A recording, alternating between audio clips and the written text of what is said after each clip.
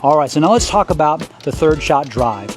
And this is what we're going to be utilizing when we have one of our opponents that is not quite up to that non-volley zone line. So say they've hit a short return, they've hit a really hard return, and they're in that transition space. This is where we're going to want to actually hit the ball a little bit harder and get it towards their feet and keep them back. Because if they're back and we can keep them back, that's an advantage for us.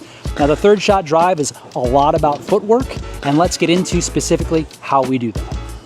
So when we step into that ball, we really want to get our paddle pointed down so that we can go low to high.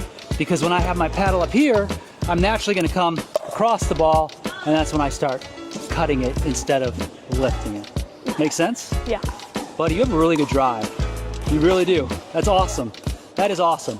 So, question for you. When do you think you should drive the ball on your third shot?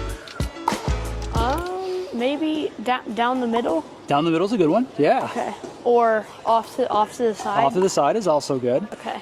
The best place to drive the ball on our third is if our opponent is actually off the net, right? So if they're at the non-volley zone line, that's what we really want to start thinking about dropping. But if our opponent hits a bad return, remember if you hit a short return or a hard return, they're going to get caught in that transition area. And now if you drive it at their feet, what do they have to do? One, they have to stop running forward, right? And two, now they're hitting the ball from their feet level and they're popping that ball up, which is then going to allow you to move forward. Two things I want to cover, remember at it, is I always want you to be facing where the ball is coming from, okay? So if Jenny was the one that was hitting you the ball, we'd be facing her because then the ball's coming at us.